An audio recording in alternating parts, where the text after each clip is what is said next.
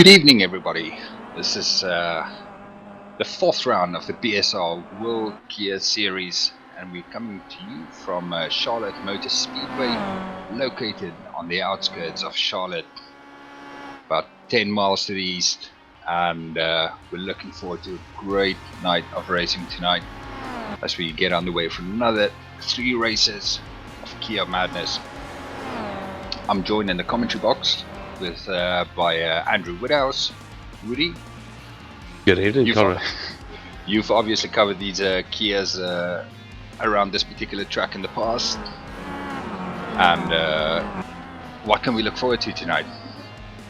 Yeah, good evening, everybody. I've covered the Kias. I've driven the Kia around here before as well, and it's a track that many people underestimate. It's quite technical in the infield section, and got to be good. You've got to avoid those fences that link the infield to the road course, to the oval course.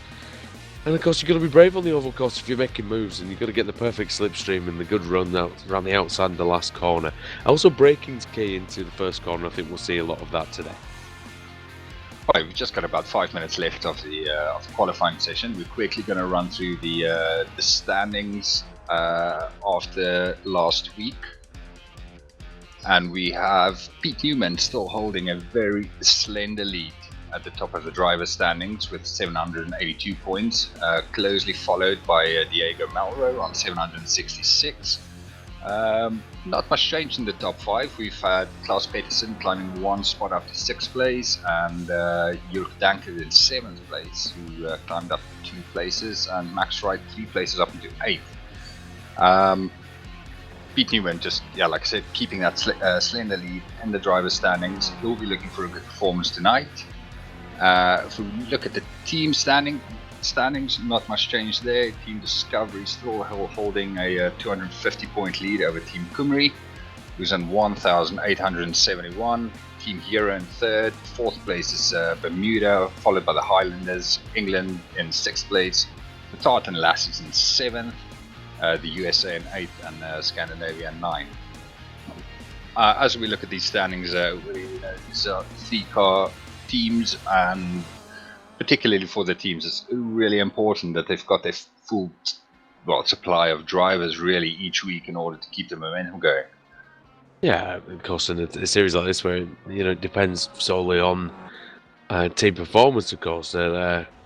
You need that. You need to get everybody scoring points. You need consistent finishes, and yeah.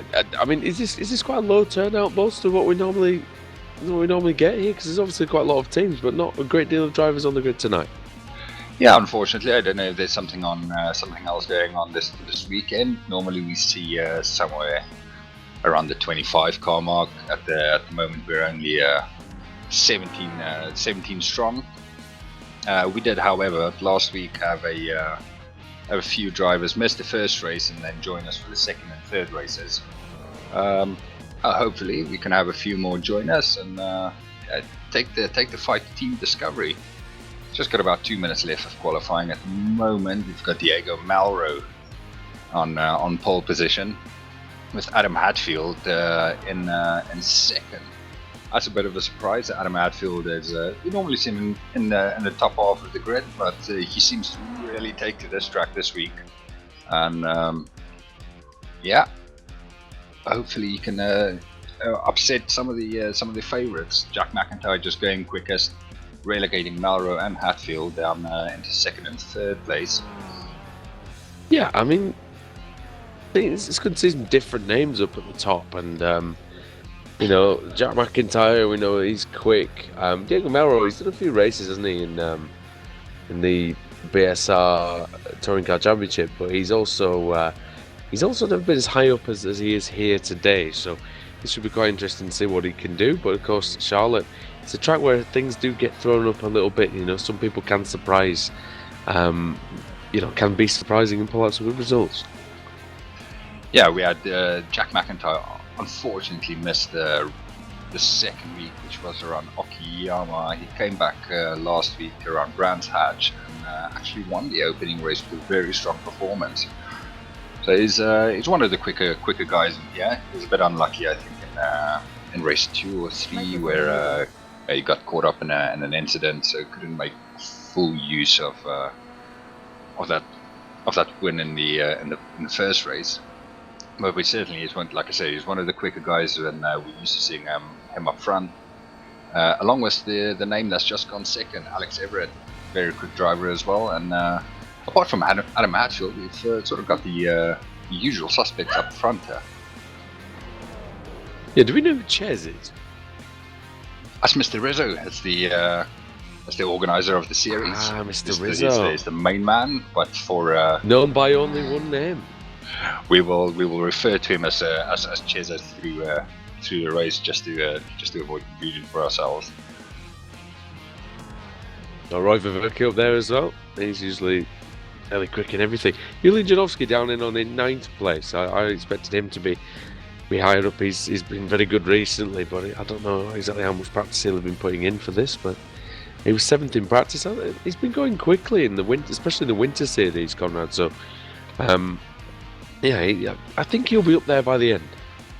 Yeah, he had a fantastic race last week. You finished strong in race 1, I think, started from the back of the grid in race 2, and managed to drive his way all the way from the back to the front to take the race with. Fantastic drive from him. Again, suffered a bit of unfortune in the third race. Like I say, he's a quick driver. He's a bit of a late comer to this particular series, but we expect strong things from him. This is a track though where you can actually make some moves, as opposed to where a lot of us were last week, which was Brands Hatch Indy, which is very difficult indeed. This one, you can make it work.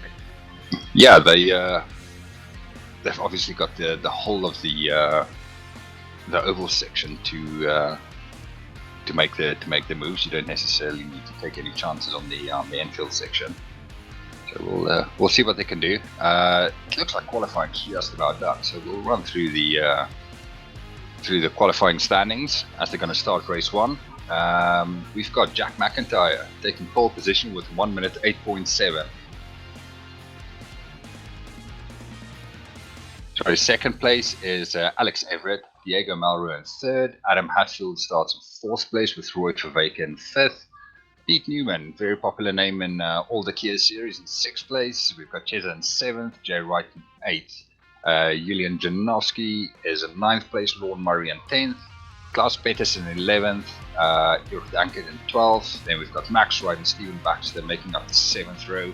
Colin McAllister in 15th place. Kip Stevens didn't set a lap time in 16th. And Zach Reinke in 17th position. Really, Kip Stevens down in 16th place, not setting a lap time. We saw him join the session late. He still had time to go out for a quali lap. You think there's a bit of tactics going on there? I don't know. I wonder if he's actually going to take the start. Has he done many of the races so far? Yeah, he's made a regular showing in the races. Not on the grid yet, but we do have nearly 2 minutes for the gridding here, don't we? So. We've seen Zach Reinke up there a couple of times as well, but I think last week or around Okayama, Kip was a bit of a latecomer as well, and didn't take to the start. But I said didn't take to the start. He didn't post a qualifying lap, but he had a really strong showing around Okayama. So we'll see what he can do from the back of the grid. It's a pole position for Team Bermuda.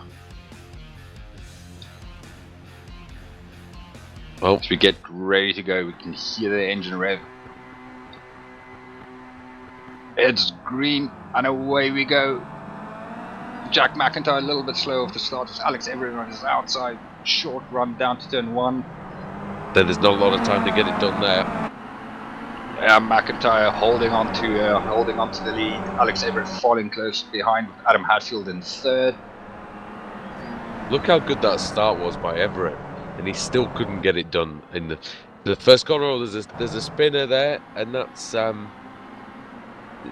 not sure who that is. Oh, that looks like Rizzo actually. Was it Rizzo? And then it was, and then there's another car off into the fence. That's Baxter, Stephen Baxter. Yeah, it's Malro, one of the. Was it Malro? Was it? Malro and the Discovery car starting. Where has he dropped to?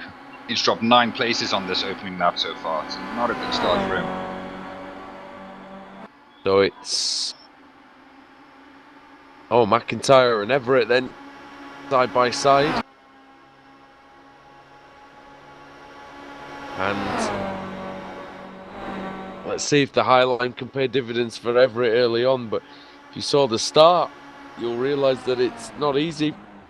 Unless he's very, very late on the brakes. Can he sweep round the outside? Can he miss the wall? He can, just about.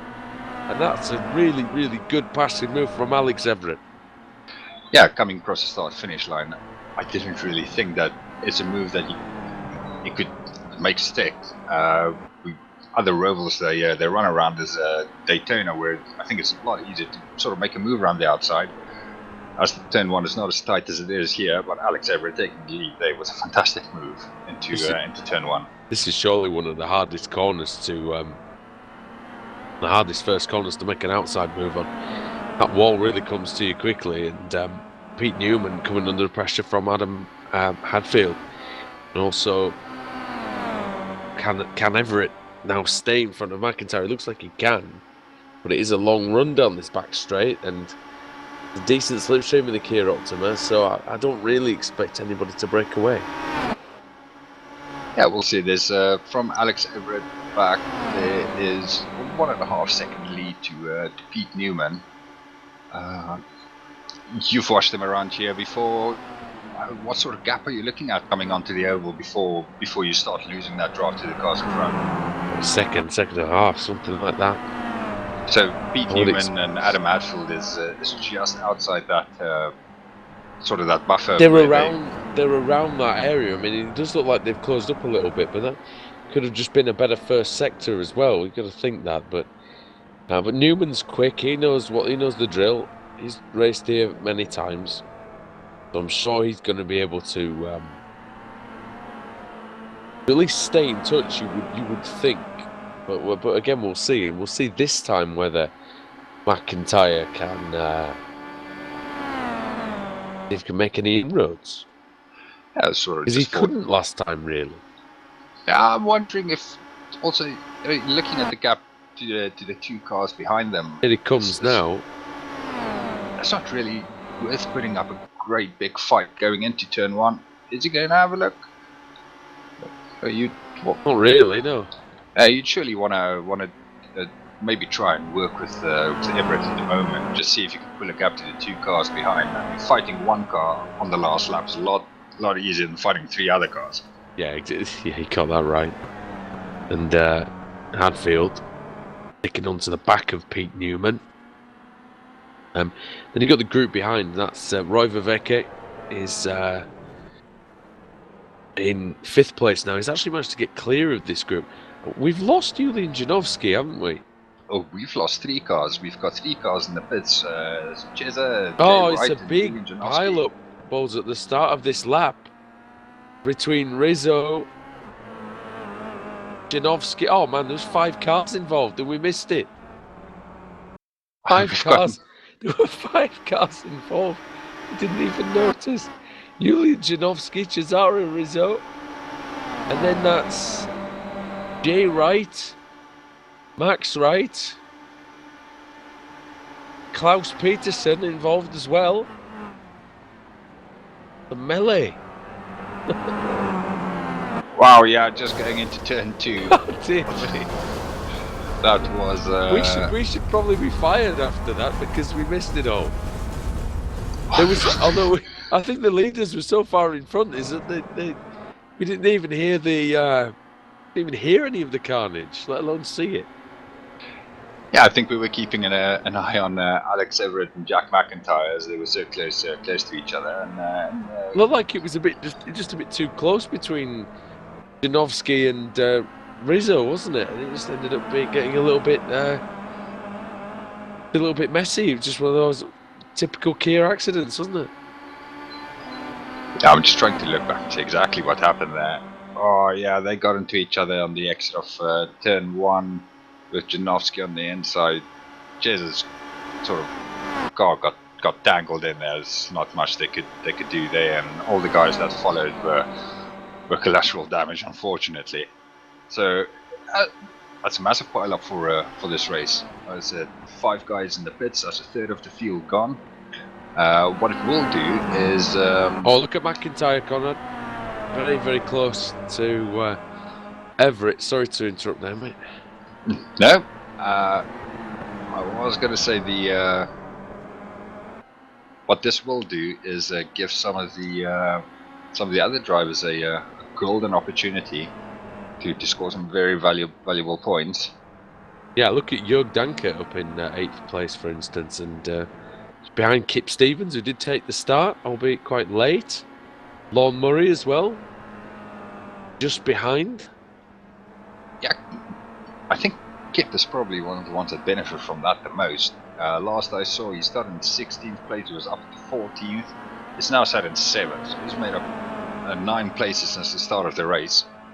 And yeah, we were all speculating about probably tactical moves starting from the back, and if you don't make up a great deal of places with the reverse grid in the second race, it might enable him to start from the front. Right now, is on to sort of start in the midfield for the second race. Yeah, I'm not sure if that's better or worse. Well, I mean, looking at, someone like Jörg Danke that I mentioned earlier on in 8th place. I raced with him in the Kia Club Series, and he's made a mistake there. But he keep this place over Murray. He just went very wide in turn 1 and lost himself a place there. But he's one who's really improved his single lap pace. Just maybe looking at it, racecraft just needs to improve a tad. But it's great to see everybody improving and just moving up the field as they go on. As we're almost about halfway through the race, mate, already. Yeah, we're just coming up to 12 minutes to go, and about 11 and a half laps left. And like you say, I'm not sure if it wasn't for the BSR series, how many of these people would actually be running the Kia and the official iRacing series. But certainly a series that's brought the car to the fore a lot, and it's been working wonders for the promotion of the Kia on iRacing. Oh, massively. I think, oh, look at that now. Sorry, Conrad, look at that for the lead now. It's Everett, McIntyre, Newman.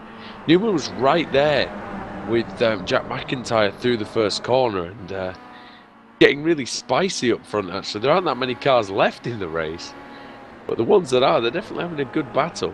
And also Diogo Melro and Roy Viveke.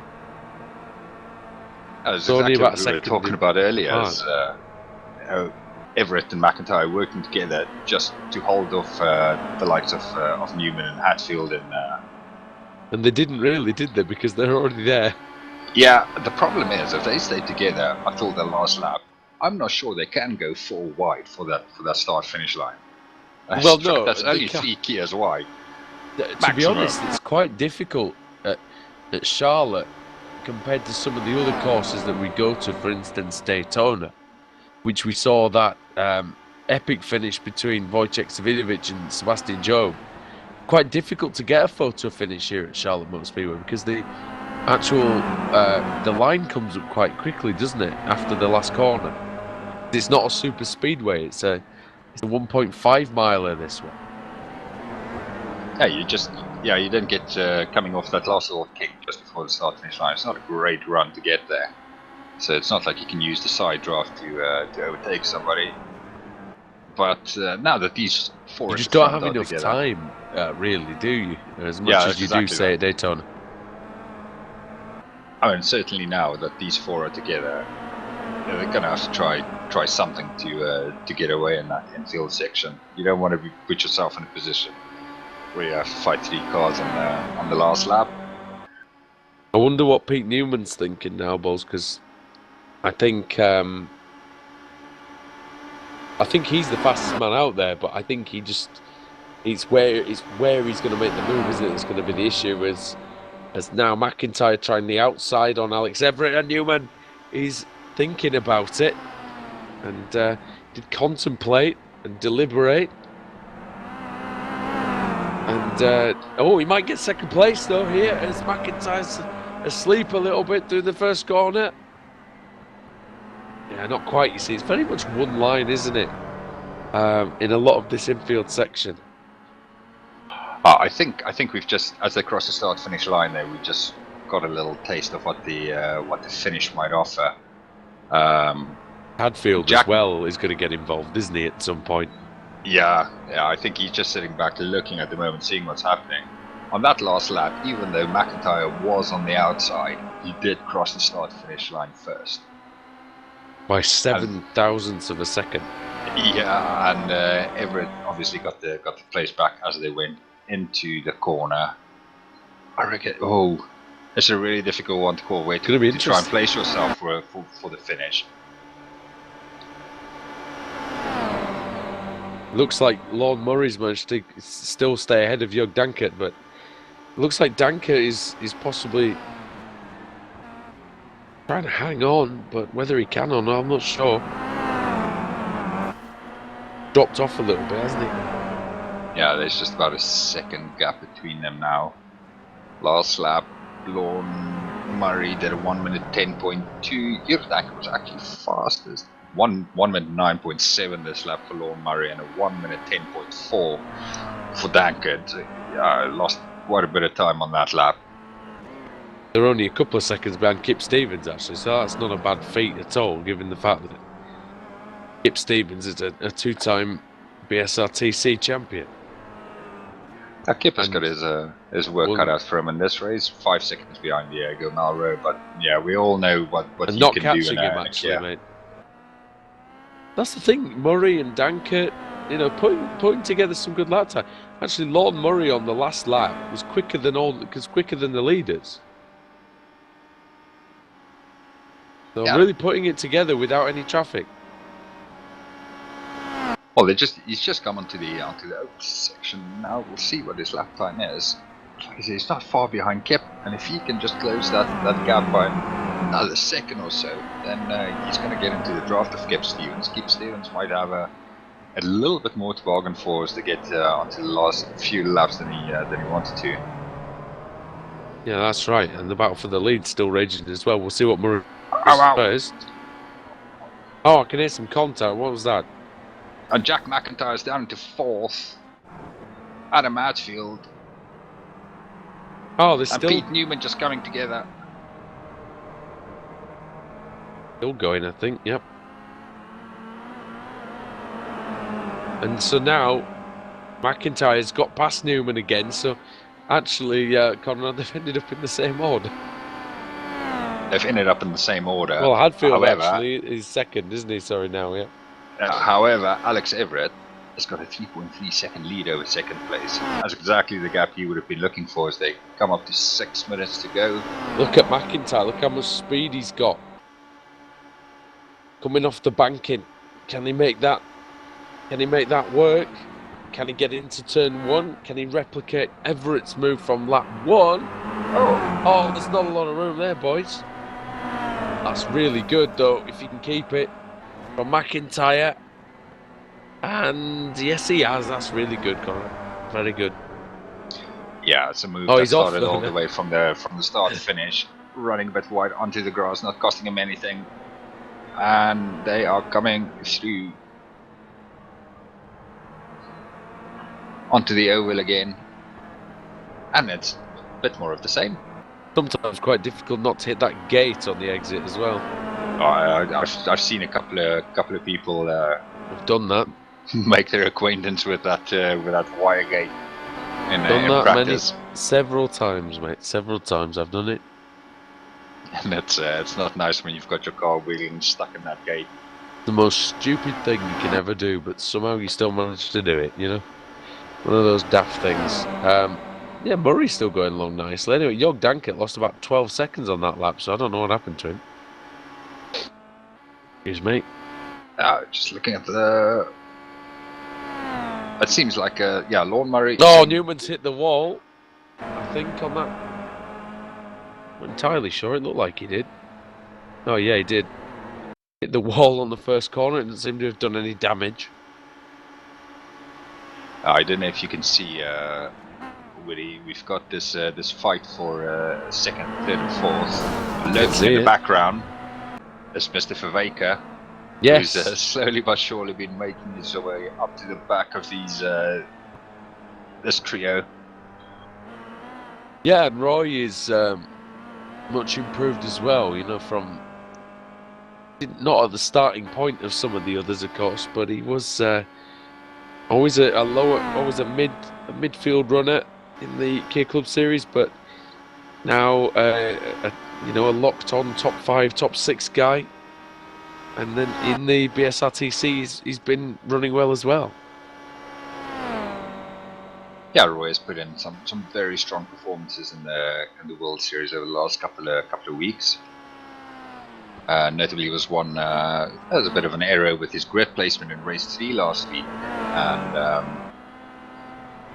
but I think in race 2 he had a very strong run from the back of the grid as well, all the way up to 7th. So if he needs to make up places, he's certainly capable of it.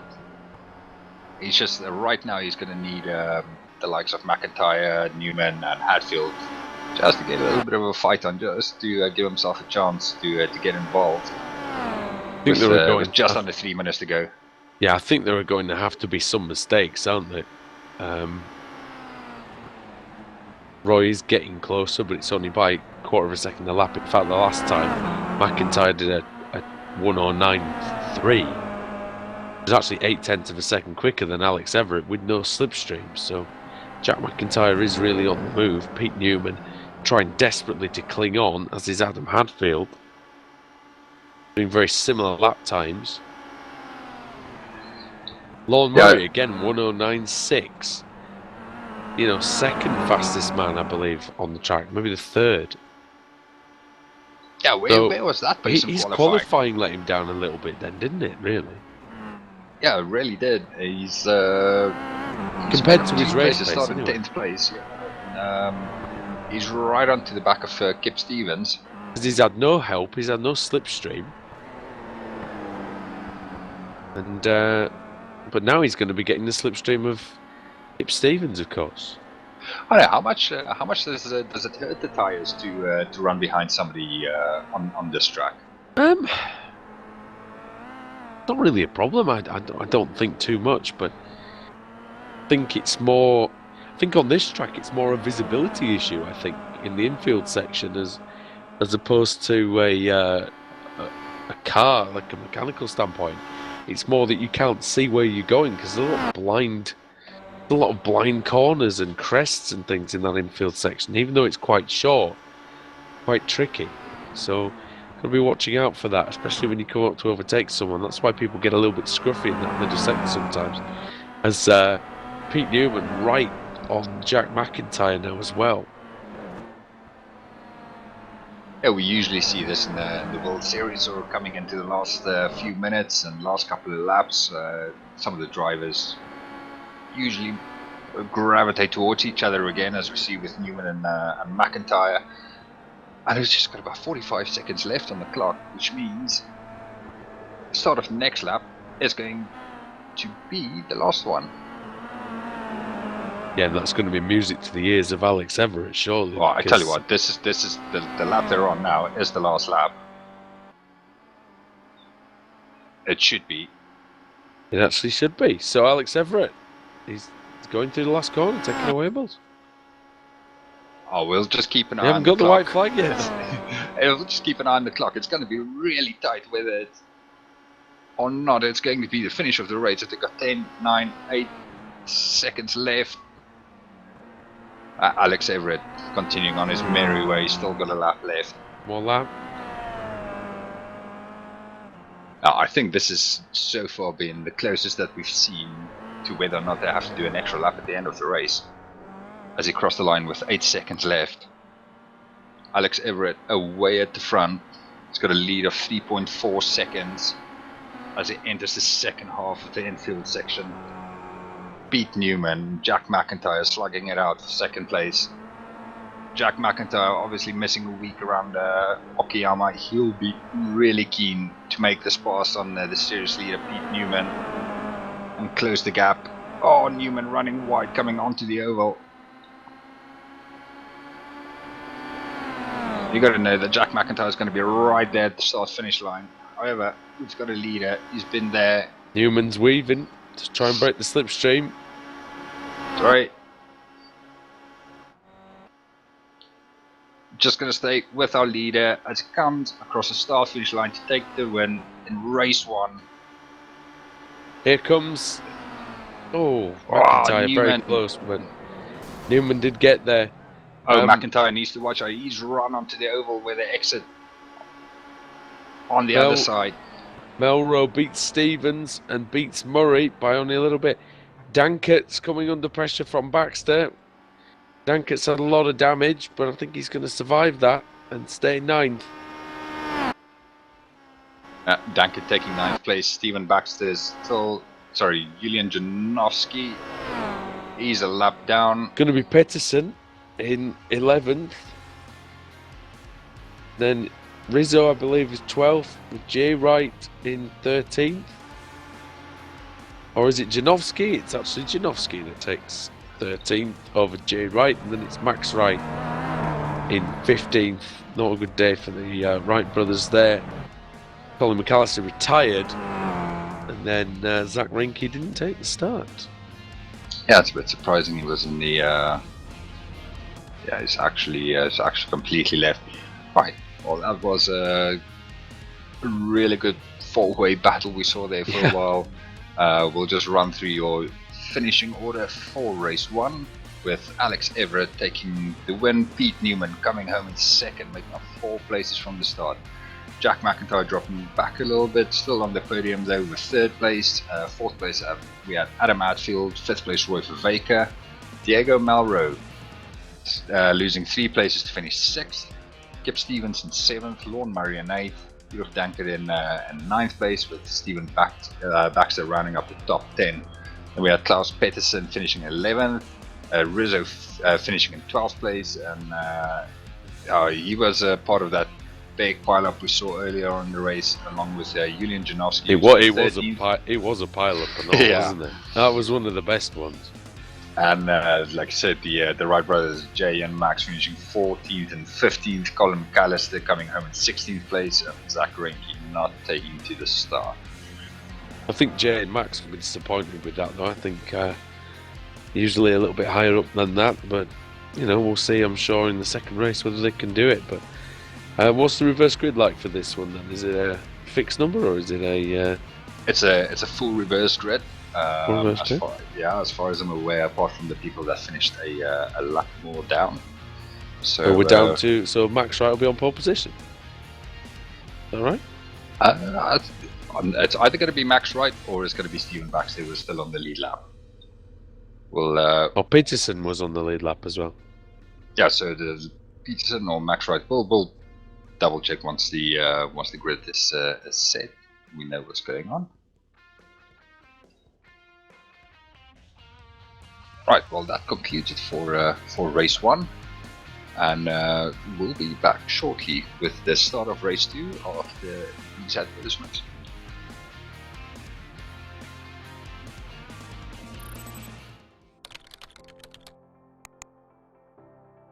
iRacing.com is a sim racing game that combines a true-to-life racing experience with an online community of virtual racers from all over the globe.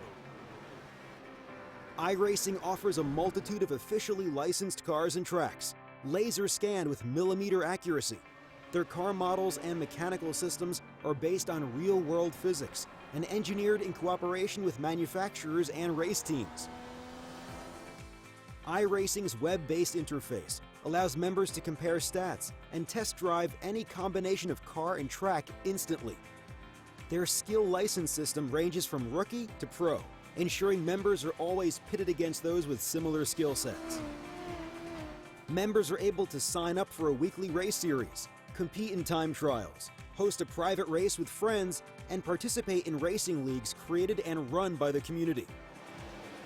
With over 60,000 members, iRacing works in partnership with renowned motorsport organizations like SRO Motorsports Group to deliver virtual races based on the real-life Blancpain GT series. iRacing's Blancpain Endurance Series features team racing, giving members the ability to build a team and participate in races ranging from 3 hours to 24 hours. Additional partners include NASCAR, IMSA, V8 Supercars, IndyCar, allowing members to race in their very own 24 hours of Spa, Bathurst 1000, Daytona 500, and many more. iRacing.com, delivering the most authentic racing experience short of getting into a real race car.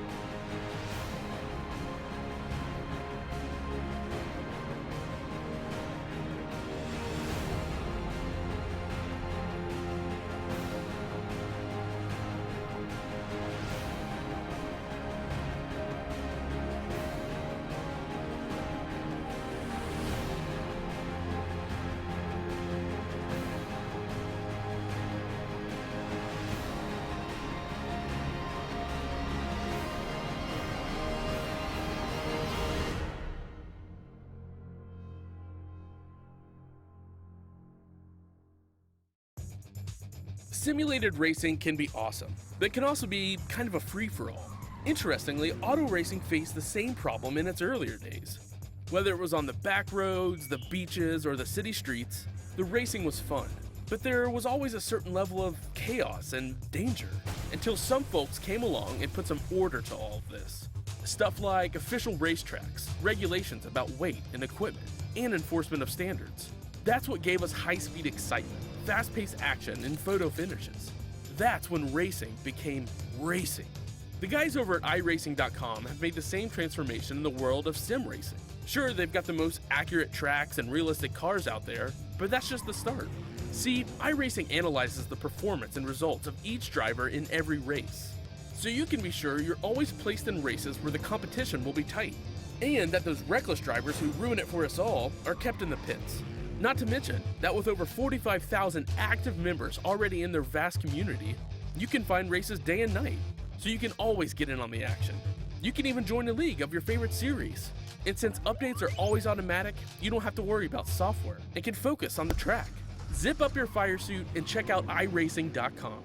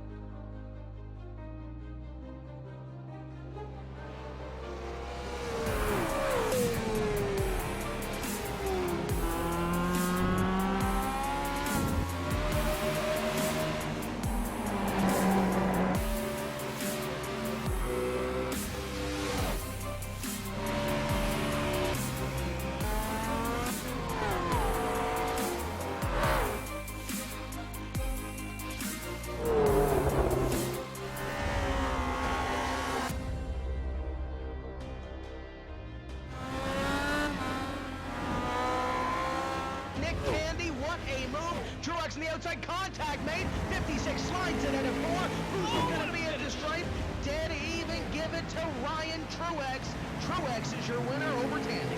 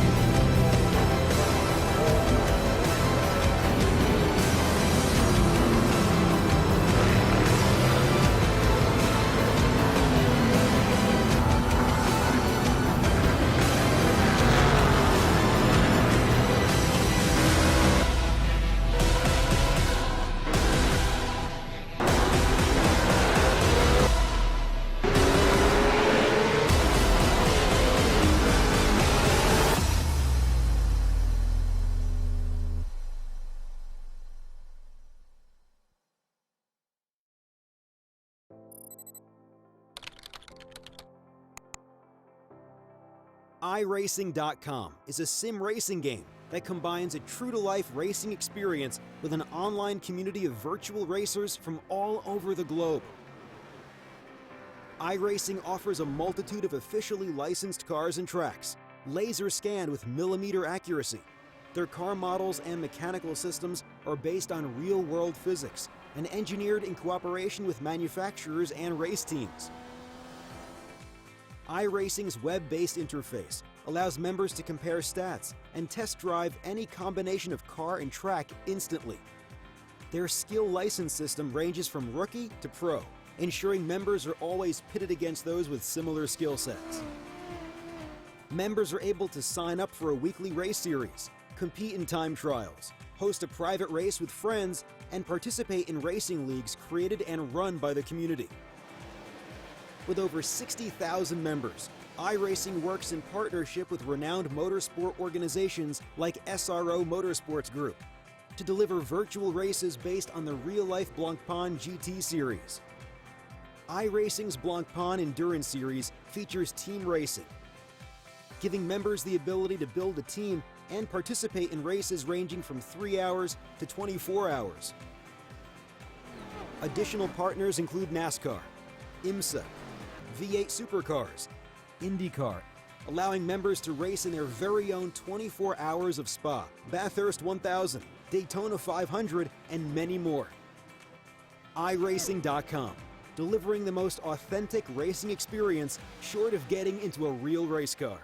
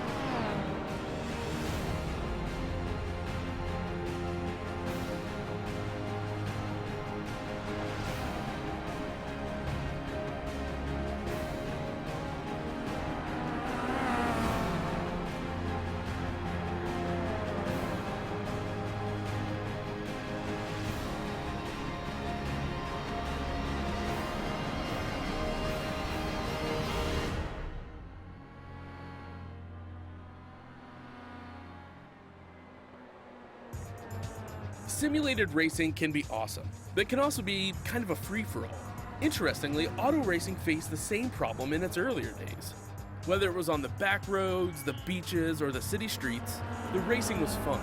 But there was always a certain level of chaos and danger, until some folks came along and put some order to all of this. Stuff like official racetracks, regulations about weight and equipment, and enforcement of standards. That's what gave us high-speed excitement, fast-paced action, and photo finishes. That's when racing became racing. The guys over at iRacing.com have made the same transformation in the world of sim racing. Sure, they've got the most accurate tracks and realistic cars out there, but that's just the start. See, iRacing analyzes the performance and results of each driver in every race, so you can be sure you're always placed in races where the competition will be tight, and that those reckless drivers who ruin it for us all are kept in the pits. Not to mention that with over 45,000 active members already in their vast community, you can find races day and night, so you can always get in on the action. You can even join a league of your favorite series. And since updates are always automatic, you don't have to worry about software and can focus on the track. Zip up your fire suit and check out iRacing.com.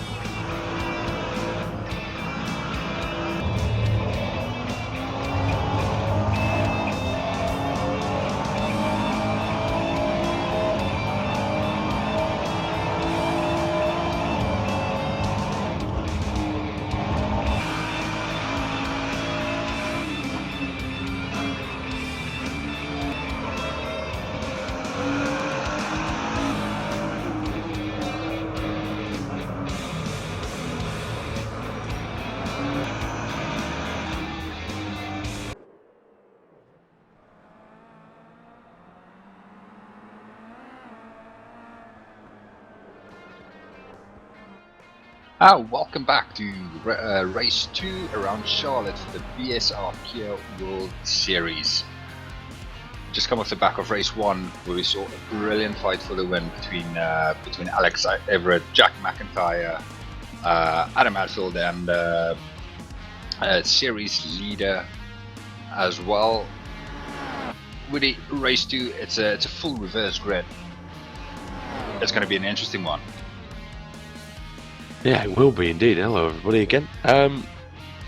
Yeah, it was quite a nice race, wasn't it? In the first round, the top 4 went away and had their own little battles, and definitely some intrigue in there. We also saw quite a big pile-up, a 5-car pile-up between turns 1 and 2 that took out probably 3 or 4 of those cars. So be interesting. You know, turn 1's always a tough one, especially Conrad. If you've got a couple of slightly slower drivers at the front, every now and again the start can just get a little bit tight in there. We've been lucky over the last few weeks. We sort of had clean starts, people getting cleanly through turns 1 around Okayama and Brands Hatch, but then very often things going wrong into the second turn. I think with around here it's a very short run from the start finish down into turn 1. But like we saw that pile up in race 1, things can very quickly go wrong with the walls on either side going into turn 2. Yeah, and you know, with a small field, I sort of sometimes struggle to see why you wouldn't have a clean start. But I think still, you know, the adrenaline goes, and the competitive nature is definitely in play. So yeah, we're going to see some interesting things, I think, happening in race 2 here. It's possibly a case of a smaller field. People seem to sense that there's an opportunity for some good points. Smaller field, bigger opportunities. Yeah. We just come to the end of the practice session. Gonna line up. We're just gonna run through the starting grid for you quickly. We've got pole position for this reverse grid is Max Wright. Second place is Jay Wright. We've got Janowski and Jezza on the second row. Klaus Peterson and Stephen Baxter on the third row. We've got Jörg Dankert, Lorne Murray making up 7th, 8th place, with Kip Stevenson 9th. 10th place is Diego Melrose with Roy Verweken 11th. 12th place is Adam Hatfield. 13th is Jack McIntyre. Pete Newman 14th. Alex Everett 15th. And then Colin McAllister in 16th place. Alright. So Max and Jay Wright on the front row. They certainly have have really good pace around them. And away we go. Quite an even start.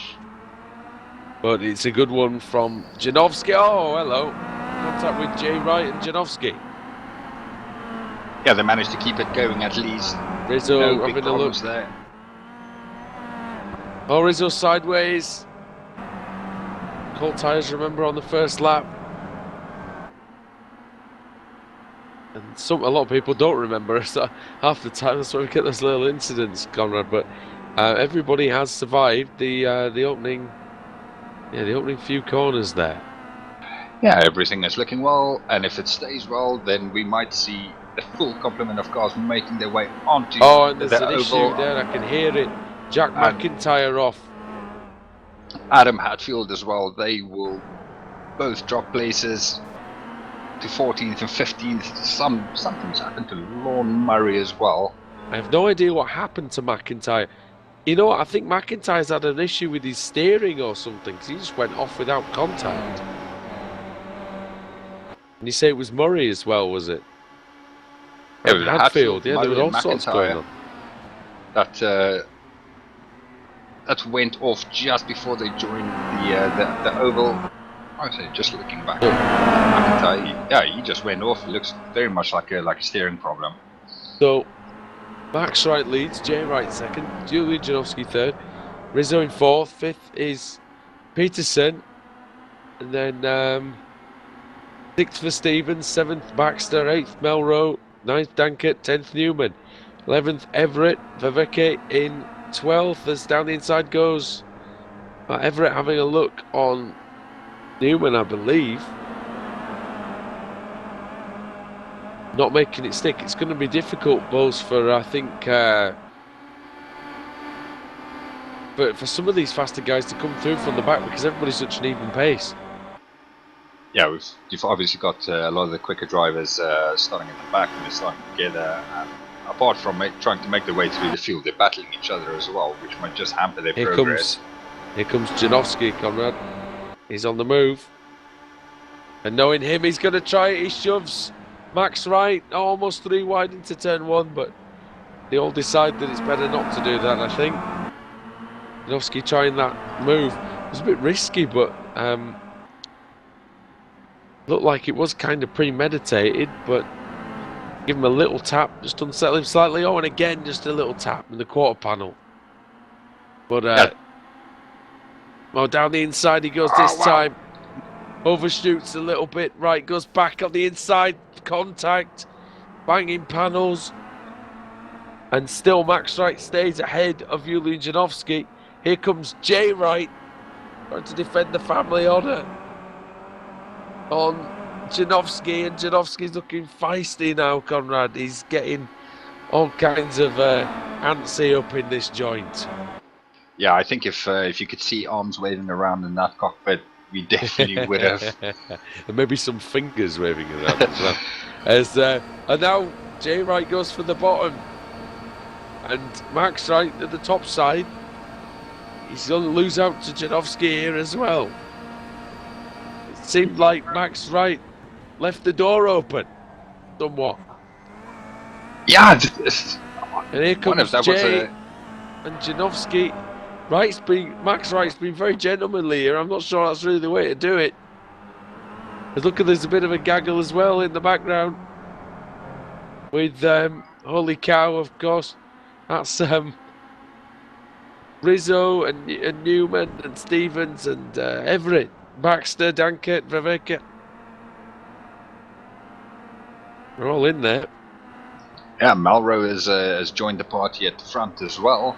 Top 11 cars covered by 2.8 seconds at the line. Quite astounding.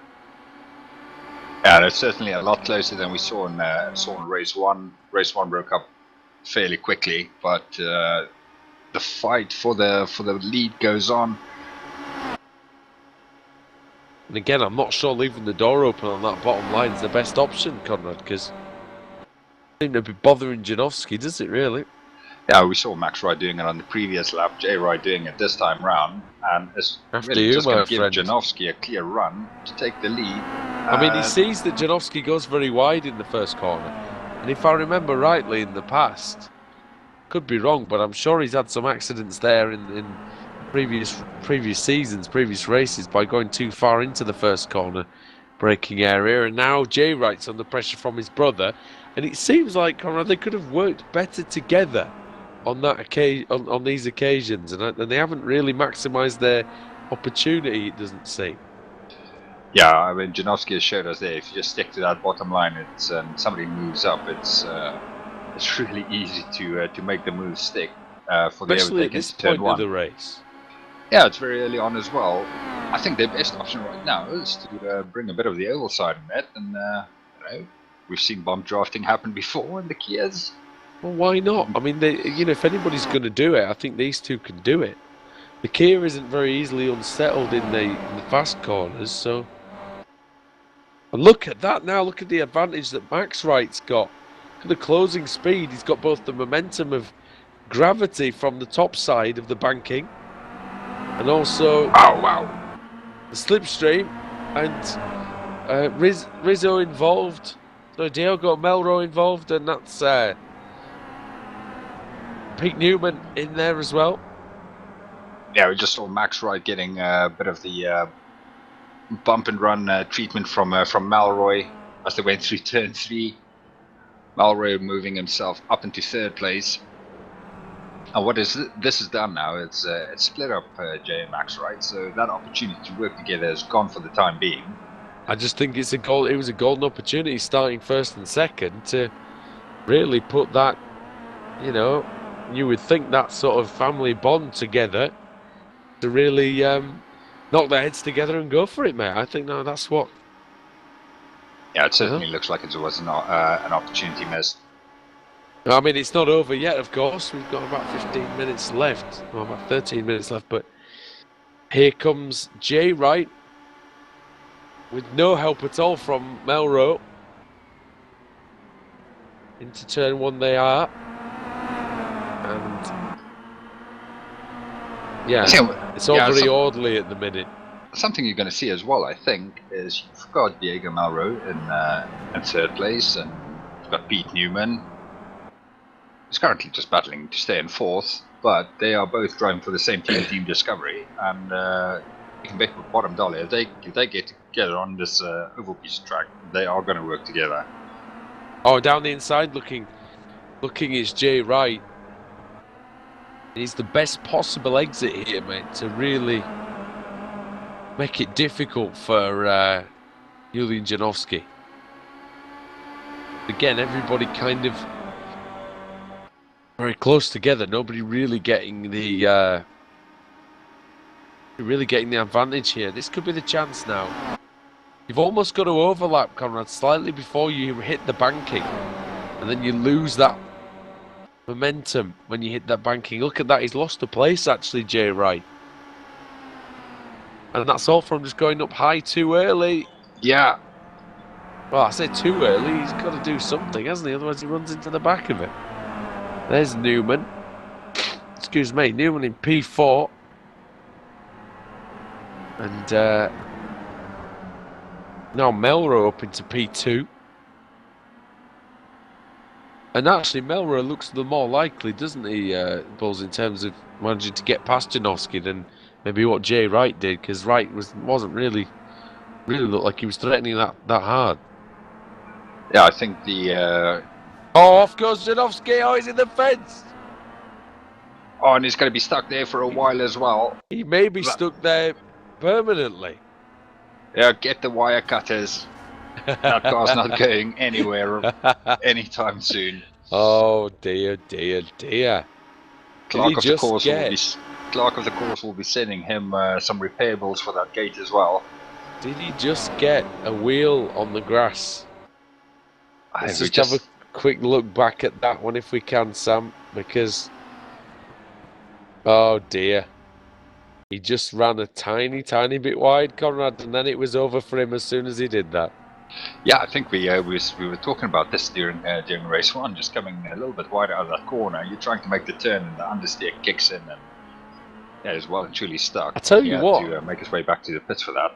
I tell you what, there aren't many corners, mate, where if you get that wrong, you're guaranteed to retire. But this is probably one of them, isn't it? In the whole of iRacing, if you make a mistake here, you're done.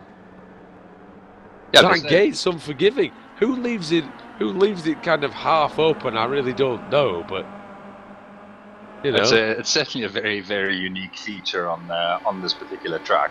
I'm not sure it'd fly for the FIA's sort of safety regulations, but there you go. It catches errant Kia Optimas, and that's where Julian Janowski has ended up. And what this has done, it's promoted Malro up into first place, and followed closely by teammate Pete Newman. Janowski's like the king. He's like the king of finding unorthodox parts of the track, Conrad, because I don't know if you remember, but at the season finale of 2015 Pro Series, he started on pole position, and he ended up sideways down the Daytona pit lane on the first corner instead of actually taking the first corner. So, it certainly provides ample entertainment, and it gives us something to talk about. He does end up in unusual spots, does our Julian, and but he is much improved as a driver, but on that occasion, not so much, I think. Well, unfortunately for him, from the wire cutters did come out, and he's made his way back to the pits. Yes, currently sitting in a corner somewhere, breaking a helmet, I suppose. But Gate 1, Janowski 0. Exactly. We'll see how it goes in race 3 for him. Oh dear. Pete Newman. We've lost Jörg Danke as well, and McIntyre, so I wonder if they hit each other actually. McIntyre was lost his steering on lap 1, and he had to make his way into the pits for a repair as well. So that's why he's a lap down. What happened to Danke then? Yeah, I think we missed that somewhere. Moving back to the front, Malro just leaving the door open for Pete Newman to take the lead. They are currently 2 seconds clear of the likes of Jay Wright and Kip Stevens. It's got to be said, Pete Newman has made up 13 places since the start of the race. It's a fantastic drive from him so far. Even Malro, 8 places up from the start of the race. I mean, these two really bossing it right from the word get-go. Jay Wright, Jay Wright starting second. He's only dropped to 1 place, so really good performance from him so far. Kip Stevens up into 4th place. He's made up 5 places from the start, and just behind him is Alex Everett, who's gained 10 places as well. Big losers is Dankert. Dankert, I've just found out what happened to him actually. He just went in a bit too hot in turn 1 and smashed the wall, so that's what happened to him. Newman, yeah, these two are just drafting clear of everyone, aren't they, really?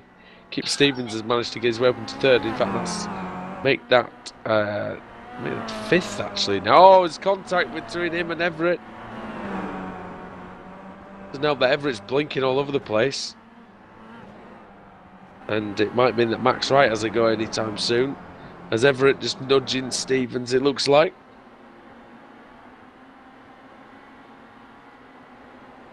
And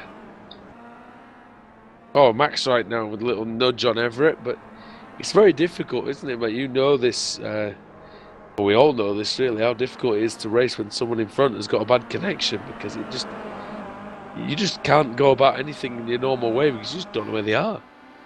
Yeah, it's really difficult, and it's clearly breaks the concentration as well if you have to start guessing where someone is in front of you, and because they may be there 1 minute and then they may disappear the next. As Everett's going for it here. Oh, Everett's got the 2 wheels on the apron. That's really not going to help you see it. He had to lift off as they come off the banking as well. Kip Stevens right. just pulling a little bit of a gap. Max Wright trying it around the outside. but it looks like Everett might hold on to that place as they go through turn 1. Oh, Max Wright carrying the momentum though, and getting the door firmly shut on him by Everett as they go through turn 2. there's Roy as well. I was going to say as well, even for Kip Stevens, who's in front of Alex Everett, if you've got somebody with a little bit of a connection issue behind you and the blinking's going on, it really makes things a little bit stressful when you go into a corner like turn 1. Well, and especially on a track like this where there's such long, flat-out straightaway sections, and they can get the slipstream and come up right behind you or side by side with you. It always makes you a bit uneasy as your Max Wright now P5, having started on pole. And there, look, you see Everett, he moved out, got a bit of connection issue again. Takes the position off Kip Stevens. And look at that nice run that Max Wright's got. Not going to be enough though, is it? It's a weird old track this as well, Conrad, because you're almost braking as you cross the finish line as well. Finish line is almost your braking point here. It's very true, and it's something I've experienced in cars that are much slower than these. So if you want to get a fast lap, you've almost got to risk missing the corner. Yeah, it's sort of just you have a 1 lap go. You've got to keep your foot in it going across the start finish line. I've certainly been around here in cars like the a bit of contact with between Kip Stevens and Alex Everett. And Wright getting involved as well. Viveke is there, and Hadfield, the Welshman.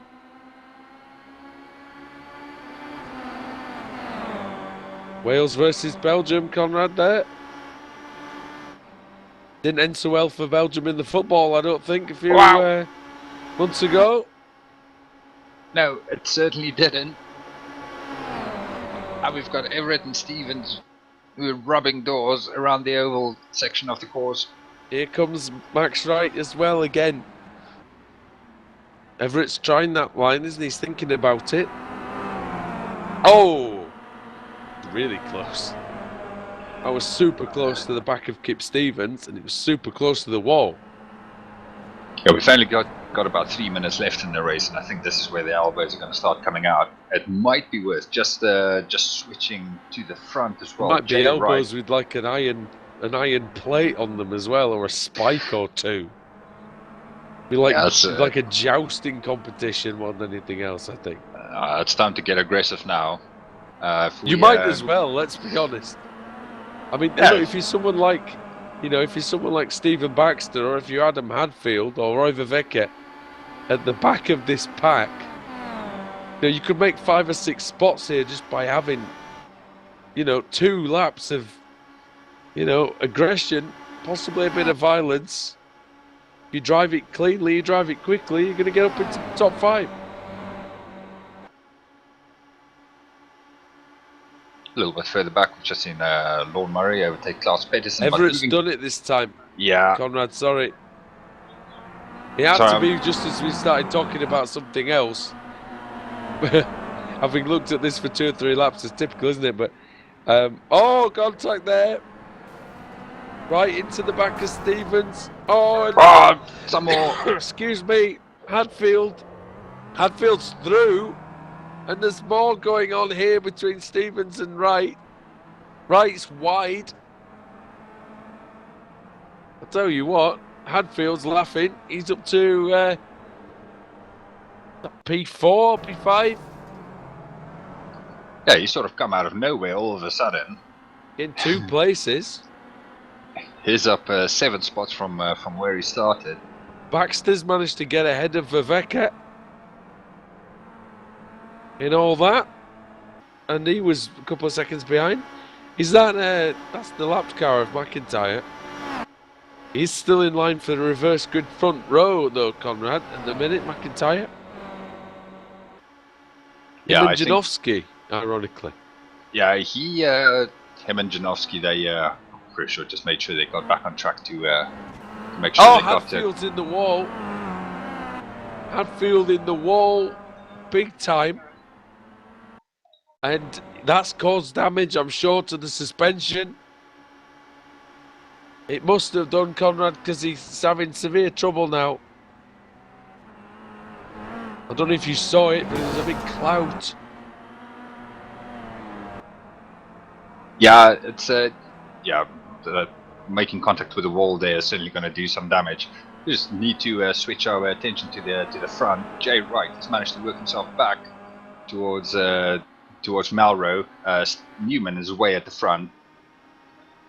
As they They're within get onto the striking last lap distance of now. this race, Newman almost certainly take the win, but Jay Wright is giving himself a chance for second place. Malro running up wide to make use of the banking. Oh, it's going to be so close coming across the start-finish line. Newman takes the win. Malro just about hangs on to second with Jay Wright in third place. Alex Everett taking fourth in the end. Something has happened with Rizzo. He's dropping like a rock down the standings.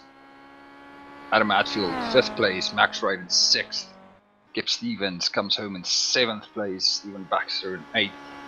Roy Verweke, ninth place. Lorne Murray in 10th. Klaus Peterson 11th. Rizzo eventually finishing 12th place. Jack I think McIntyre Rizzo in was 13th. alright. I don't think anything happened to Rizzo. Or is that just my timing screen going all haywire? I think it's your timing screen, because I think Rizzo was 12th for a while. He had something went wrong, didn't he, earlier on? For him, so he dropped down, I think, quite early. Well, it's 12th place for him, nevertheless. Jack McIntyre coming home in 13th place with Julian Janowski in 14th, Dankert in 15th place, and Colin McAllister. Did he take to the start at all? He did, yes. Yeah, he was 9 laps down, early casualty, in 16th place. Well, that's that concludes race 2. So, It was exciting. yeah, these reverse grids do it week in and week out. They provide ample entertainment, and it gives guys like Diego Malron and Pete Newman, who between the two of them climbed 21 places in that race, and especially what we've seen in these cars, what can happen with the crashes that take place. That's no mean feat. Yeah, it makes me want to jump in the car.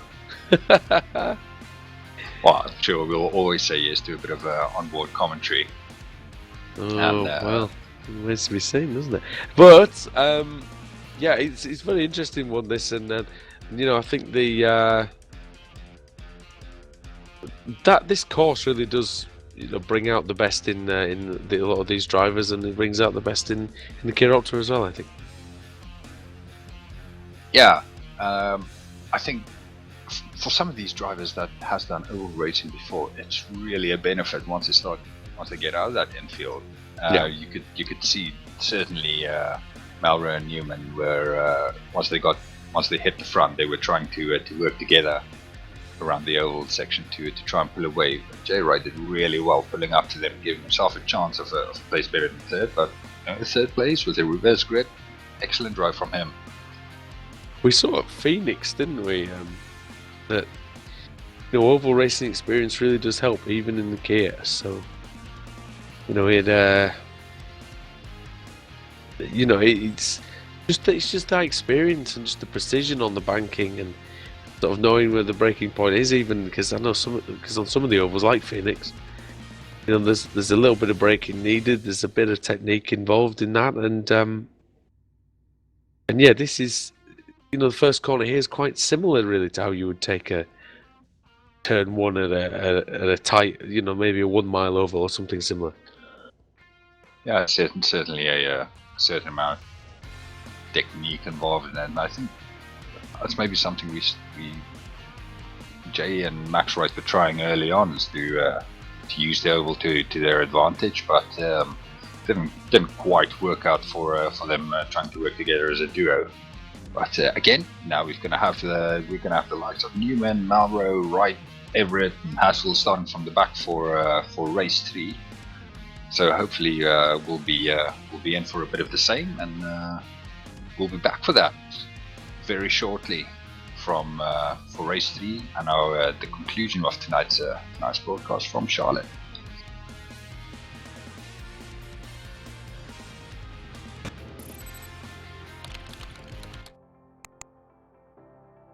iRacing.com is a sim racing game that combines a true-to-life racing experience with an online community of virtual racers from all over the globe. iRacing offers a multitude of officially licensed cars and tracks, laser scanned with millimeter accuracy. Their car models and mechanical systems are based on real-world physics and engineered in cooperation with manufacturers and race teams. iRacing's web-based interface allows members to compare stats and test drive any combination of car and track instantly. Their skill license system ranges from rookie to pro, ensuring members are always pitted against those with similar skill sets. Members are able to sign up for a weekly race series, compete in time trials, host a private race with friends, and participate in racing leagues created and run by the community. With over 60,000 members, iRacing works in partnership with renowned motorsport organizations like SRO Motorsports Group to deliver virtual races based on the real-life Blancpain GT series.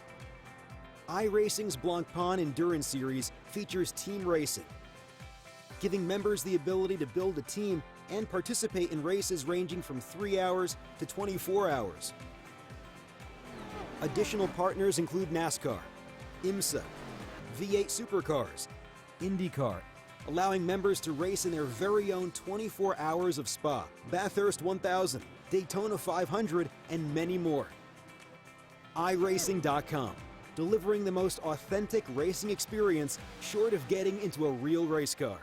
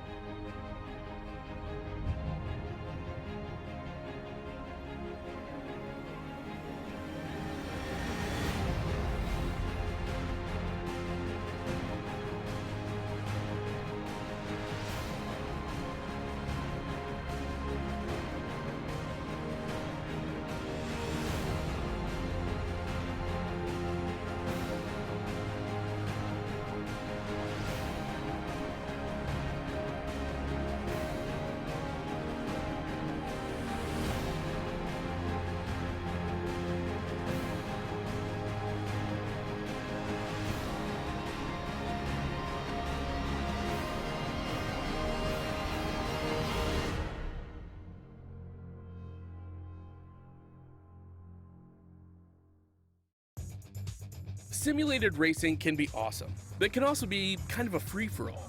Interestingly, auto racing faced the same problem in its earlier days.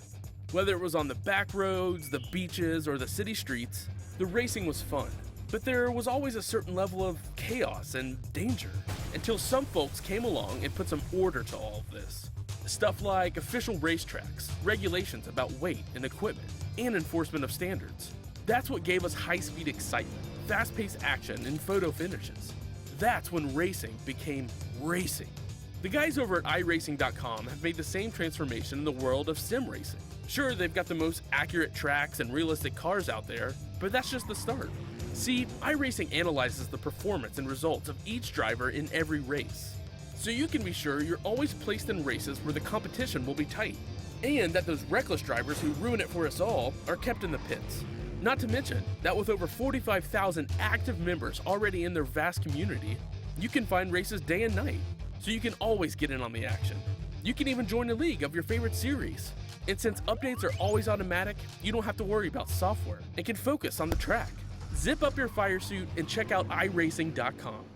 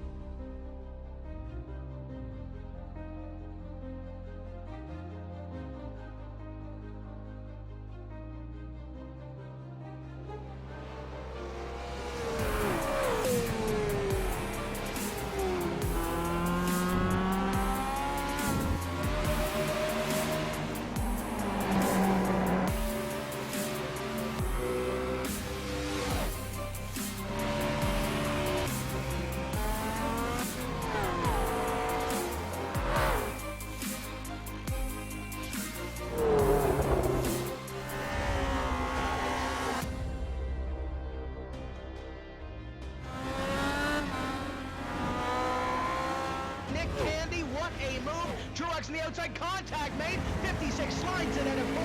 Who's going to be at the stripe? Dead even. Give it to Ryan Truex. Truex is your winner over Tandy.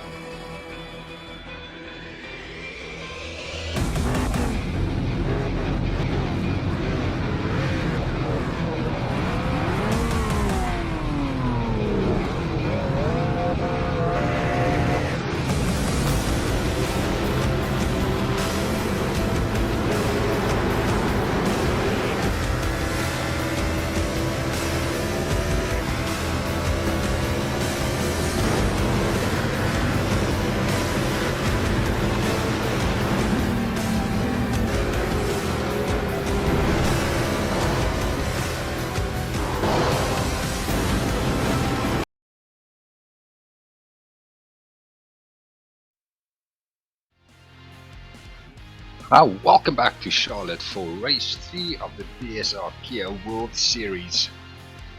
We've got a bit of a surprise lined up for this third and final race. Co-commentator Andrew Woodhouse is gonna deliver some insight from within the cockpit, where he'll be starting on the back row. But did anybody know he's fastest in practice though, Buzz? Obviously, just seeing nobody jump to the top of the standings in the practice session. And hey, what are you expecting from this race? I don't know. It's been a while. It's been a while since I've done this at Charlotte, so we'll see.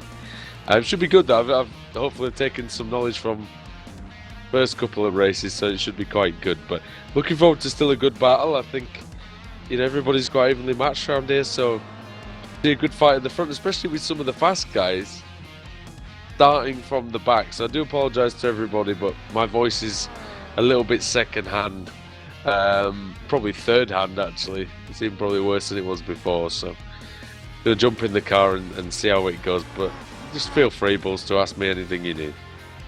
I will certainly be looking forward to getting a bit of driver's input from how it's looking from your perspective, especially since you're starting behind the likes of Alex Everett and Max Wright. Pete Newman will be somewhere thereabouts as well. And we're just coming towards the end of the practice session, so the drivers not too long before they take to the grid. Just have to give a quick shout out to the series sponsors for their support of the World Series. Which is Crest Glazing Limited. So if you're ever in need of some double glazing or any glazing whatsoever, Google them, Crest Glazing Limited. I'm sure these guys will be able to sort you out. Right then, they are starting to line up on the grid. We've got Julian Janowski, who got stuck in that pesky gate in the second race on who put that there, eh? Yeah, on pole position. Jack McIntyre in second place, Rizzo in third place with Klaus Pitts next to him in fourth, Lorne Murray in fifth, Roy Verweyck in sixth place, Stephen Baxter in seventh, Kip Stevens in eighth place, Max Wright in ninth, Adam Atfield in 10th place, Alex Everett in 11th, Jay Wright in 12th, Diego Melro in 13th place, Pete Newman in 14th, Colin McAllister in 15th place, Jurg Danker in 16th, and then our very own Andrew Woodhouse in 17th place. And away we go. We've got the short run down to turn one once again. Everything looked nice and tidy. Rizzo just getting a little bit sideways as he goes through the corner. Oh, we've got Stephen Baxter in the wall. He's going to come under pressure from Alex Everett as they go through turn 3. There's more contact between them. Stephen Baxter managing to keep that on track.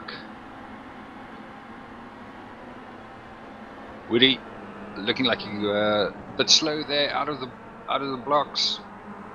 Coming through turn 4 into turn 5. How's it looking in front of you? I got to slow down.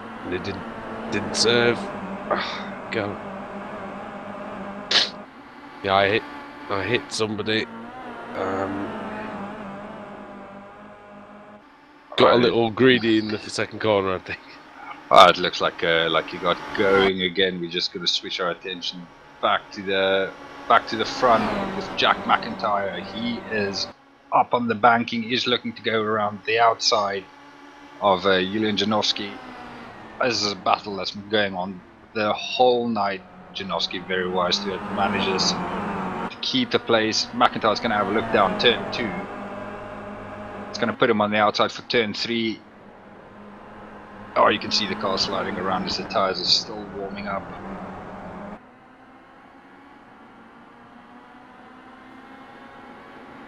McIntyre having to settle just for second place for the time being. They've got Rizzo joining them as well as they make the corner to take you onto the straight.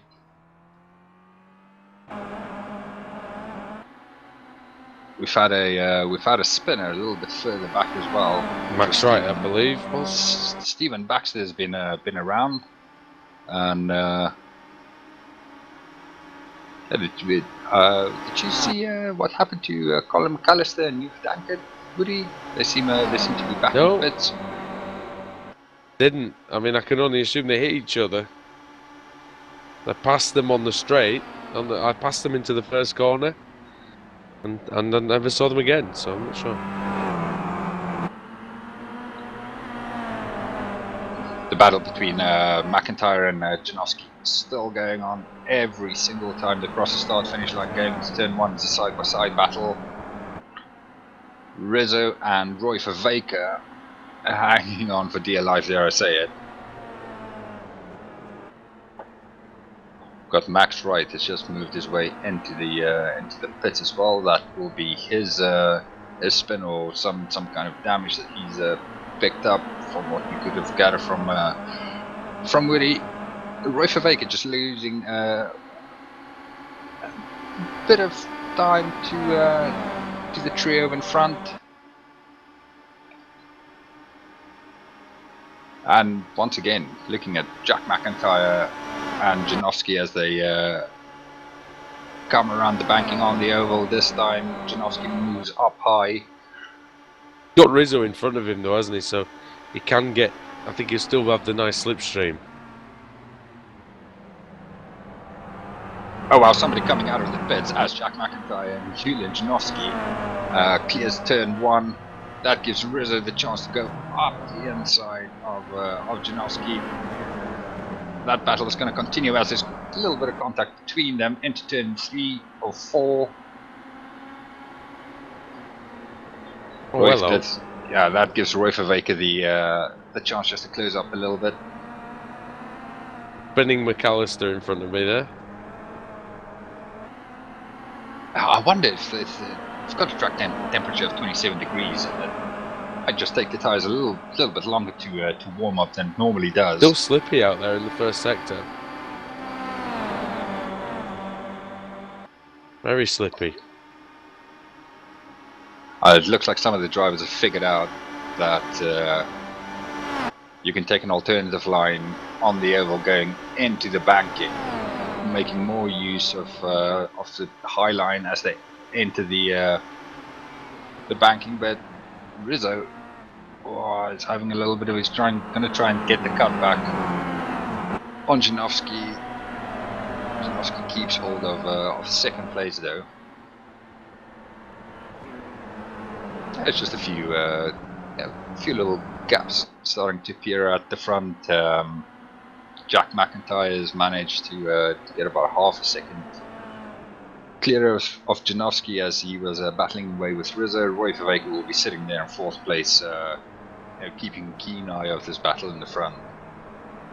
Adam Hatfield has just moved himself up into 5th place in front of Kip Stevens.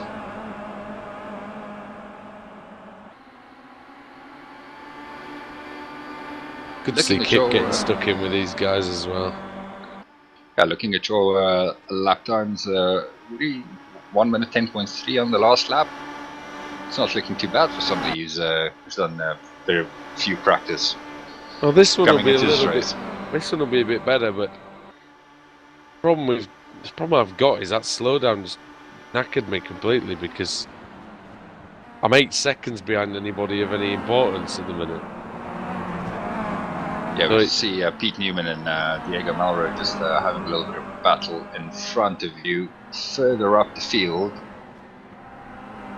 we've got Kip Stevens and Lorne Murray trading positions as well. There's just starting a few groups forming up. You've got the front 4, who's all bunched together, and then you've got the likes of Adam Hatfield, Alex Everett, and Kip Stevens with Lorne Murray, who's gonna form a second group of 4 cars. Car feels good out here though, I must admit. This cooler temperature definitely suits the car. Yeah, we often see on the opening laps with the cold tires that they just try and keep it together. We're just going to switch our attention to Alex Everett and Adam Hatfield. Adam Hatfield moving up high on the oval. That sends Alex Everett straight through. and I'm not sure that move worked out as well for Hatfield as he would have liked to. He was probably hoping to carry a bit more speed as he came off the banking, which did not work out at all. Alex Everett taking 5th place there. It's got a battle up the front as well. Rizzo has just... But something's happened. We've still got Jack McIntyre in the lead, Julian Janowski in 2nd place. Rizzo has moved up to 3rd after a bit of an exchange between him and Vervaeke.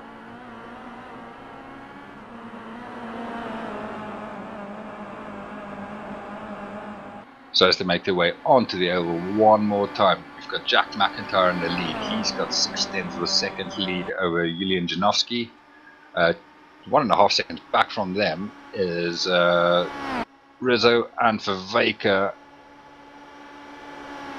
Oh, you can clearly hear Vervaeke just lifting off the gas a little bit. He's got no intention of trying to fight Rizzo coming into turn 1. Hard though, isn't it? You don't get the proper overlap. Very, very difficult. I damaged the car, so I'm calling it a day. Look at that gaggle though, Conrad. Stevens and Murray and Wright. Yeah, there's quite a few battles going on at the moment, and it's rather difficult to sort of pick one and see what's going on. Just in front of them, there's a bit of door rubbing. Everett. Stevens. Yeah, in front of them, Alex Everett just again looks like a slight connection issue, but he's got Vervaeke pinned to the top of the oval. Oh well, which way does Roy go? Goes to the middle. Vervaeke. Rizzo all the way up the top. He's going to lose a lot of time up there.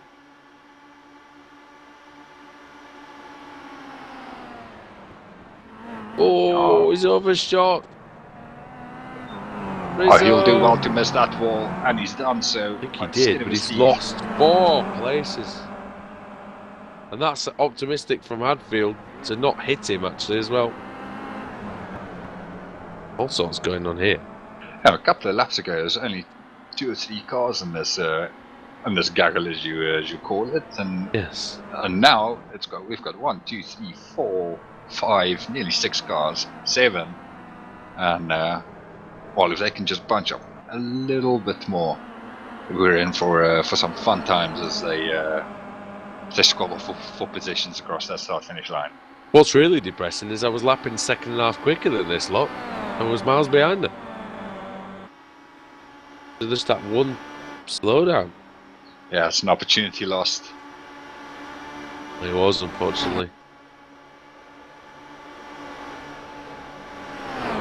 You've got to look at kind of slipstreaming that's going to go on here. Anybody who's at the front of the train is going to be left really exposed. Alex Everett has made some kind of run though. He's made up 8 somebody's places at the wall. since the Who's start. that?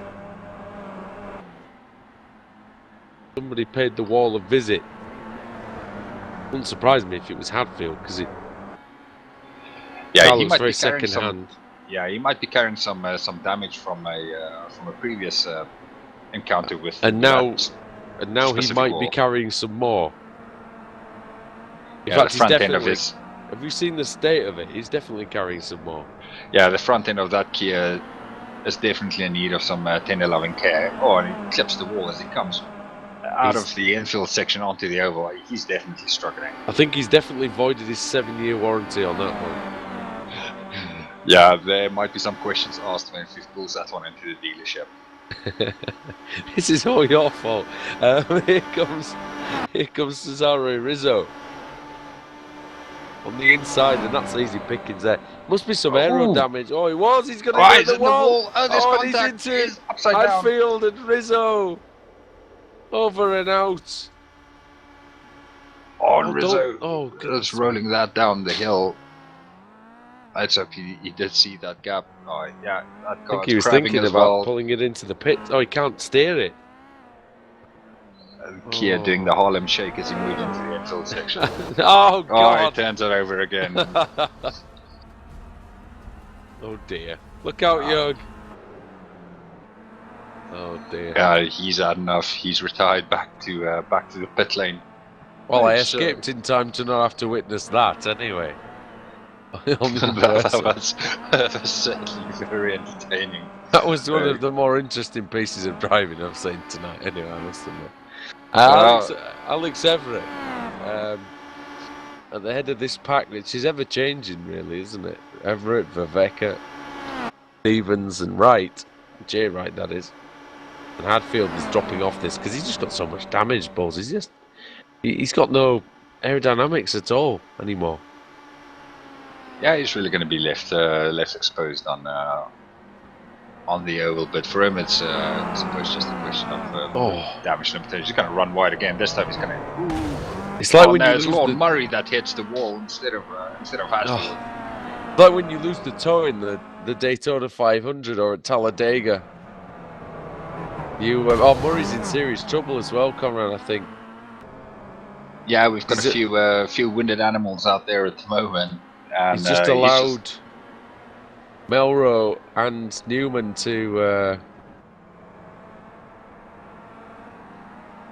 Yeah, they've gotten past him. Hatfield is next in line for that duo. I've just realised half of them have retired, so I'm going back out. So yeah, there's an opportunity for some very valuable points. And looking at it, you can certainly it looks like McAllister, Dankert, and Rizzo is all in the pits. Max Wright looks like he's still running. Oh well, that didn't work, did it? Just make sure you check that relative exiting the pits. So we've got Pete Newman trying to. He's going to try and take it around the outside of Hatfield as they come down into turn 1. Hatfield's on the grass, but Newman making that very clean pass, making it stick, making it look easy. And we're going to have Lorne Murray and Adam Hatfield, two of the damaged cars on the track. They're gonna start having a go at each other. Let's see how that works out for them. I can't play anything on here. Can you hear me still? Yeah. My iRacing just died. Right. Pete Newman has made log back in and I'll try again. Sorry. Right, Pete Newman and Melrose is made their way past the winded animals, and they will certainly be looking to work together a little bit to see if they can make up any more places. Just in front of them, we've got Kip Stevens and Jay Wright running side by side as they go through turn 1. They just momentarily exchanging positions. Kip Stevens, he's got the inside for turn 3 and again turn 4. And from being on the outside as they approach turn 1, he's finally made that move stick. He's moved himself into 5th place. Moving forward to the battle in front of them, we've still got Roy Verweke, Alex Everett. They are currently running in 3rd and 4th respectively. Roy Verweke having a really good run as they come around the bank section of the oval. As he tends to do, really, as well. He tends to have good runs. Distancy, really. He has. He tends to have that quite a lot, and moving it again today. Yeah, he seems. It's a problem. I can't get back in the session, Conrad, unfortunately. So, think. Yeah, I'll have a look, but I think that might be me done for the evening. Well, you certainly helped us out a great deal tonight, and we're feeling a little bit under the weather. Yeah, I can't get back. It's because it was weird. I think it's because I joined as a driver. I think won't let me go back in. So just got about 3 minutes left of this race. Got Jack McIntyre still in the lead, followed closely by Julian Janowski.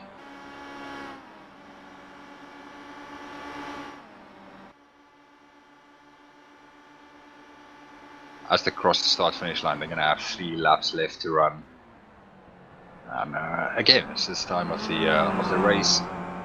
2.5 minutes left, 3 laps to go, and this is where the elbows are certainly gonna come out as they fight for the win. Kip Stevens just making his way further through. He's still fighting with Jay Wright,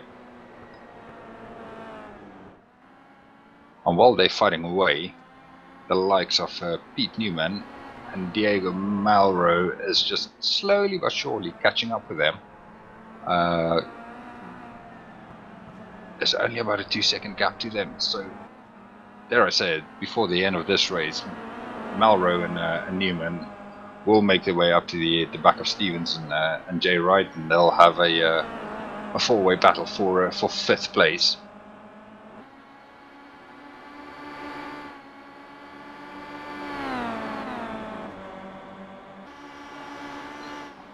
Lorne Murray seems to have settled a little bit in 9th place. He's got Adam Hadfield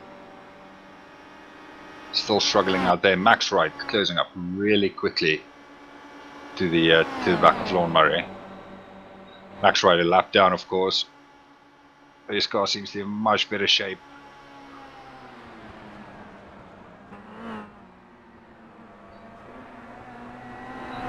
So we've just got just under a minute to go, a little bit less than 2 laps. We will switch our attention to the lead for the battle, or the battle for the lead rather, as race 3 of the BSR Kia World Series is reaching its conclusion.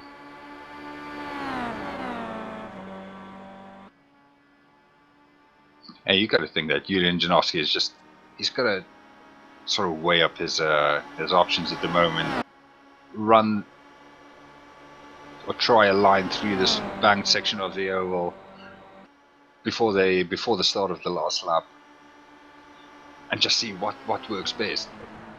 It's just a bit too far behind McIntyre at the moment to do anything about it. Running a really tight line through turn 2.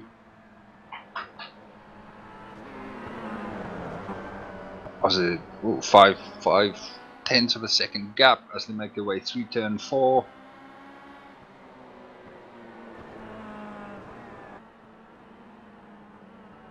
And again, it's interesting to see how different drivers run different lines through these corners on the infield section,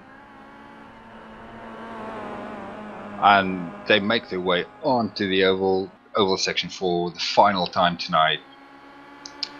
Jack McIntyre's got a 7/10 of a second lead as they do so, and you got to think that has got to be enough to give him the win. It might just be that Janowski's tyres have started to go a little bit. He is gaining the whole time now. He's got to back off as they come. There's a lot of understeer on that final bank section of the oval. Jack McIntyre crosses the line to take the win. Fantastic drive by him. Janowski taking 2nd place. We've still got the fight for 3rd place. Alex Everett takes that. Roy Verweken 4th place. Jay Wright will finish the race in 5th with Kip Stevens, Diego Malro and Pete Newman very close behind them. Lorne Murray in 9th place. Adam Hadfield has nursed his car to 10th place. And then Stephen Baxter, we're waiting for Stephen Baxter. Danke just crossed the line. Stephen Baxter bringing it home in 11th place. Klaus Peterson will be in 12th place. Max Wright in 13th.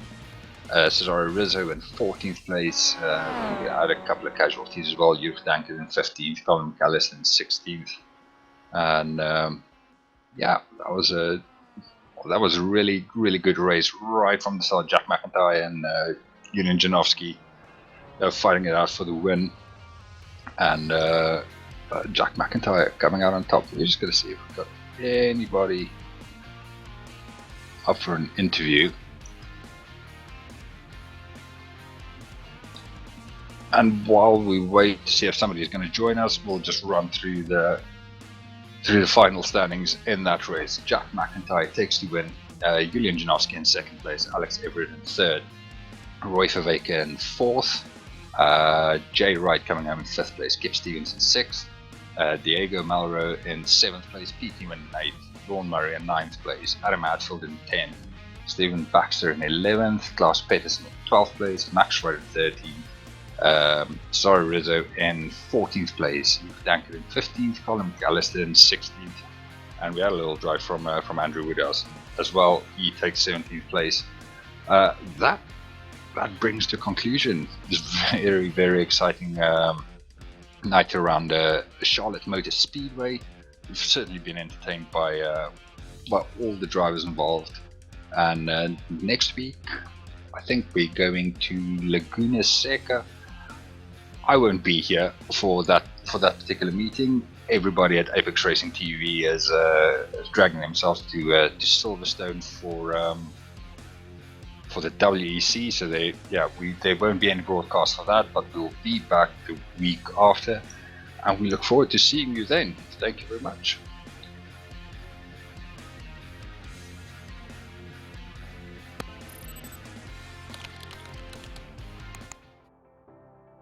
iRacing.com is a sim racing game that combines a true-to-life racing experience with an online community of virtual racers from all over the globe. iRacing offers a multitude of officially licensed cars and tracks, laser scanned with millimeter accuracy. Their car models and mechanical systems are based on real-world physics and engineered in cooperation with manufacturers and race teams. iRacing's web-based interface allows members to compare stats and test drive any combination of car and track instantly. Their skill license system ranges from rookie to pro, ensuring members are always pitted against those with similar skill sets. Members are able to sign up for a weekly race series, compete in time trials, host a private race with friends, and participate in racing leagues created and run by the community. With over 60,000 members, iRacing works in partnership with renowned motorsport organizations like SRO Motorsports Group to deliver virtual races based on the real-life Blancpain GT series. iRacing's Blancpain Endurance Series features team racing, giving members the ability to build a team and participate in races ranging from 3 hours to 24 hours. Additional partners include NASCAR, IMSA, V8 Supercars, IndyCar, allowing members to race in their very own 24 hours of Spa, Bathurst 1000, Daytona 500, and many more. iRacing.com, delivering the most authentic racing experience short of getting into a real race car.